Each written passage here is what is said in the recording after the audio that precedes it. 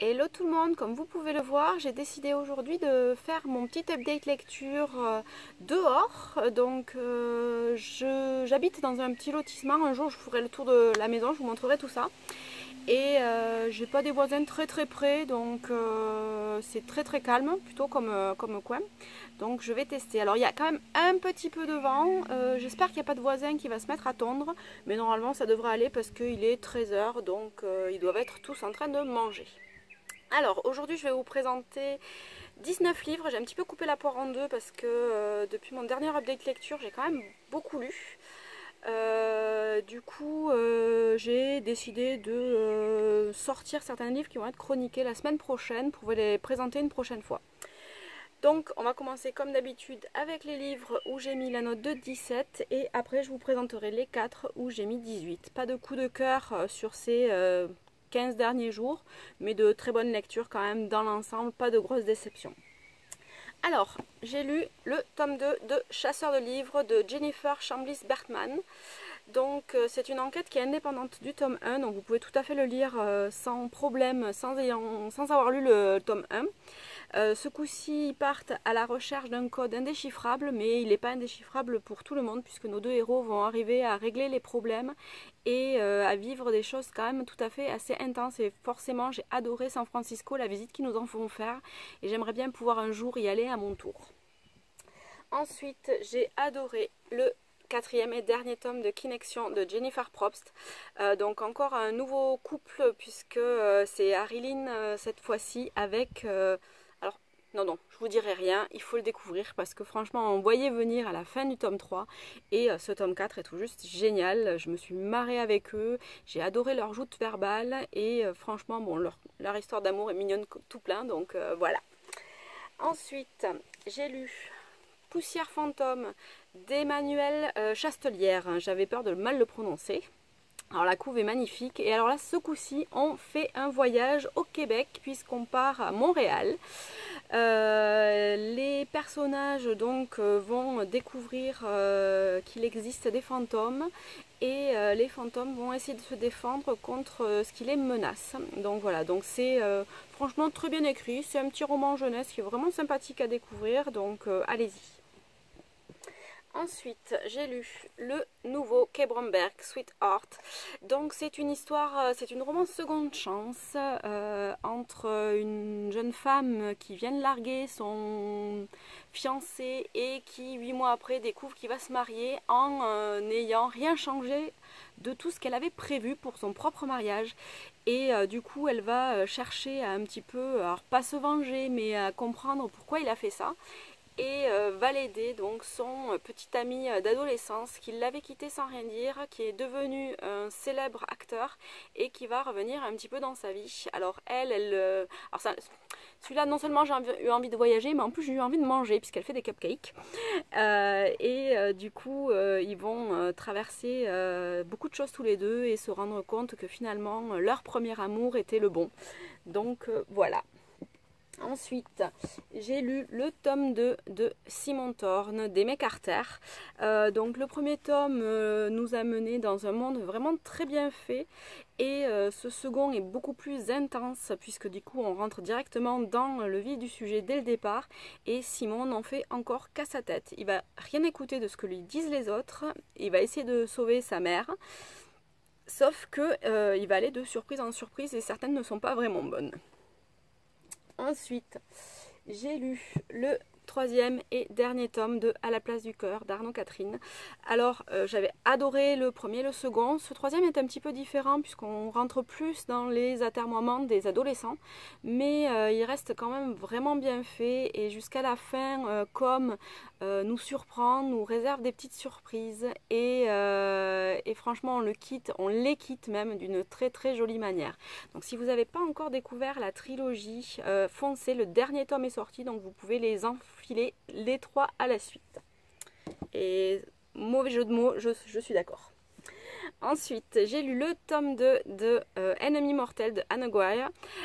Donc là aussi, on avait terminé le premier tome un petit peu de manière assez stressante et on continue cette suite qui est vraiment très intense. La pauvre a des soucis avec son petit ami, avec son père, avec ses ennemis, donc on ne sait pas où donner de la tête, c'est vachement vif, vachement bien fait. Et le troisième tome sort là au mois de juin, donc troisième et dernier tome sort au mois de juin. Donc allez-y, vous pouvez découvrir cette série sans aucun problème. Donc le premier tome c'est Danger mortel. Ensuite, j'ai lu j'ai eu un doute avec dernier, premier round, puisque c'est le dernier tome par contre, de Gina L. Maxwell. On avait eu les 3 premiers tomes entre 2014 et 2015, si je ne m'abuse, et j'attendais avec impatience ce dernier tome. Alors j'ai pas du tout été déçue, ça se lit super bien, les personnages sont vraiment adorables. Xander est un héros comme on les aime, un petit peu comment dire, sûr de lui, mais à la fois il n'a pas envie trop de vivre une histoire d'amour, alors que Sophie, elle, cherche des choses quelque peu différentes, et du coup ils vont être obligés de s'allier, et ça va donner des moments assez intenses et assez stressants pour nous aussi. Ensuite, j'ai lu d'encre de verre et d'acier de Gwendoline Clark. Alors la couverture est simplement magnifique. J'adore les couvertures de chez Lumen en général, ils font vraiment des beaux livres. C'est un joli pavé aussi, mais ça se lit tout seul. J'ai beaucoup aimé toute la mythologie que l'autrice met en place. Franchement, ça se découvre avec beaucoup d'impatience. Les personnages évoluent énormément entre la première et la dernière page, et je dois avouer que je n'avais pas du tout vu venir la fin de ce premier tome, et du coup j'attends avec impatience la suite, parce que disons que c'est assez surprenant, donc voilà. Ensuite, alors j'ai aimé beaucoup de romances cette semaine, mais je pense que j'ai lu beaucoup de romances aussi. J'ai lu le 4e tome de Fallen Crest de Tijan. Donc c'est une série que j'aime beaucoup. Alors ils sont complètement barrés, hein, toujours autant. Alors peut-être un petit peu moins quand même que dans les premiers tomes, mais ça reste très addictif. On a envie de savoir ce qui leur arrive, d'autant que la fin du 3e tome était assez stressante. Et ce 4e tome va nous apporter toutes les réponses qu'on en attendait et relancer toute l'intrigue pour la suite, puisque du coup il y a en tout 7 tomes. Le tome 5 est sorti début mai, et on a les 6 et 7 en juin et juillet. Ensuite, j'ai découvert Le Noir est ma couleur, le Paris d'Olivier Gay. Donc vous voyez, la couverture est tout simplement magnifique, elle brille de mille feux.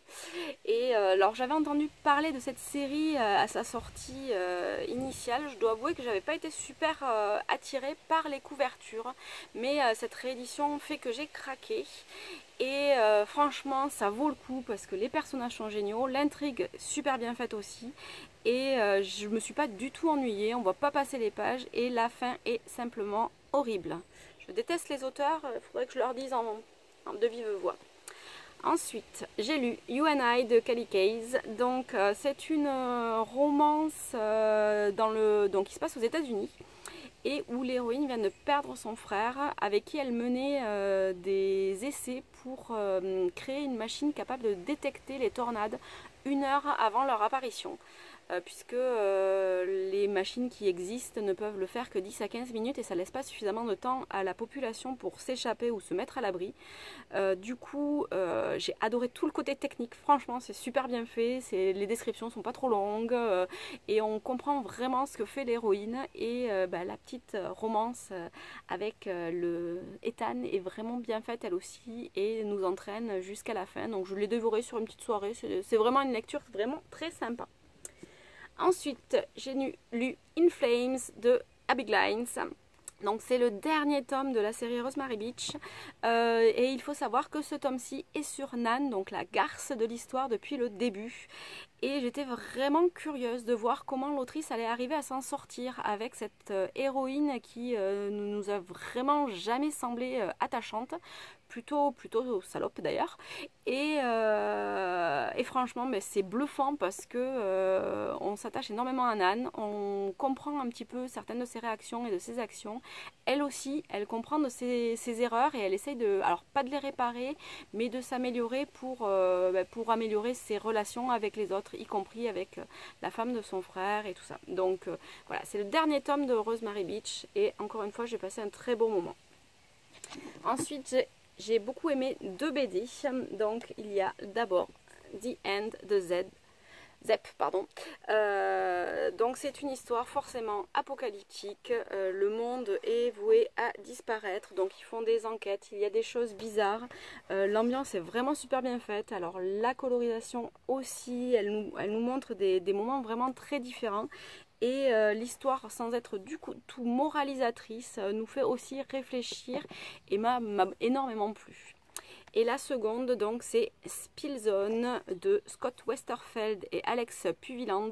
Là aussi, c'est un petit peu post-apocalyptique puisqu'il y a la ville où les gens habitaient qui a disparu. Et notre héroïne, donc, va prendre des photos de cette zone de non-droit. Il faudrait que je vous montre des images. Et du coup, c'est vraiment super bien fait. Il y a des trucs un petit peu bizarres par moments. J'ai beaucoup aimé tout le côté science-fiction et tout le côté, voilà, elle va prendre des photos en fait de lieux qui ont été complètement détruits et où il n'y a plus personne qui est vivant, si ce n'est des animaux et des animaux qui ont tourné vraiment bizarrement. Donc c'est le premier tome, c'est un diptyque. Allez-y, découvrez aussi Spillzone. Et les 4 romans où j'ai mis 18, donc le premier, La princesse et l'alchimiste de Hallward Amy. J'ai alors adoré le contexte, franchement, alors c'est vrai que la couverture, certaines me disaient qu'elle ne rendait pas forcément justice à l'histoire, mais j'ai adoré suivre notre héroïne dans sa quête. Elle va chercher l'antidote pour pouvoir sauver la princesse et ça va la mener à des endroits très très différents dans le monde. Et du coup, forcément, moi qui aime les voyages, j'ai beaucoup aimé passer du temps avec elle et voir sa manière de gérer l'alchimie et d'avancer et d'y croire surtout parce qu'elle croit énormément en elle alors que tout le monde pense que c'est tout perdu. Donc voilà. Ensuite, j'ai lu Ce qui reste de nous, donc de Gilles Santopolo. Alors c'est un roman qui plaira ou qui ne plaira pas parce que l'histoire est vraiment très spéciale. En fait c'est l'histoire d'un couple qui se rencontre alors qu'ils sont à la fac, qui vont vivre une histoire très très fusionnelle et puis lui décide de partir pour mener à bien la mission qu'il s'est donnée, c'est-à-dire qu'il va devenir photographe de guerre et écrire des articles qui vont être reconnus par les uns et les autres. Et elle va chercher vraiment à vivre sa vie toute simple et donc va créer son propre monde et ils vont ne faire que se croiser pendant des années et jusqu'à la fin où j'ai pleuré toutes les larmes de mon corps parce que la fin est vraiment horrible mais en même temps elle est pleine d'espoir et les personnages sont tellement géniaux, ils nous donnent à réfléchir sur plein de choses différentes, sur ce que nous-mêmes on attend de la vie, sur ce qu'on accepte, sur ce qu'on n'accepte pas aussi.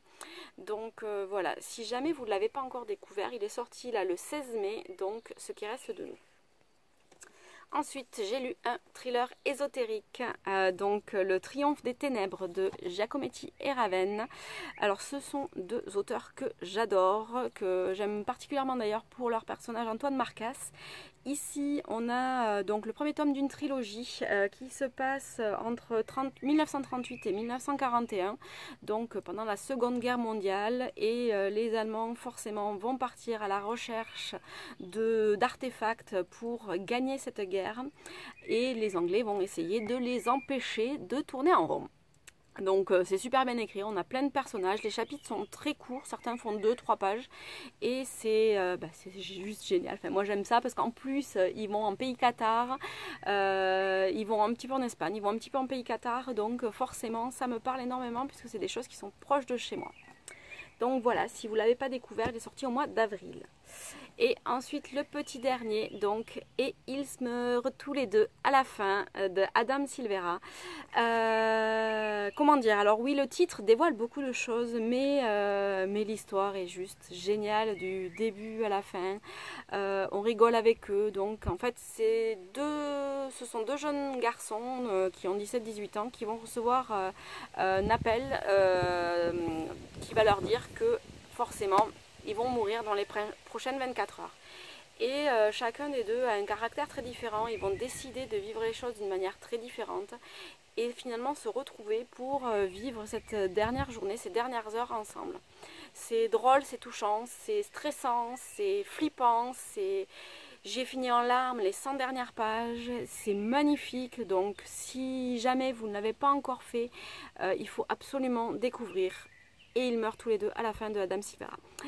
D'ailleurs, je vous dis, si ce n'est pas encore fait, mais de mémoire, il ne sort que la semaine prochaine, donc c'est normal que vous ne l'ayez pas encore découvert. Mais notez ce titre et n'hésitez surtout pas.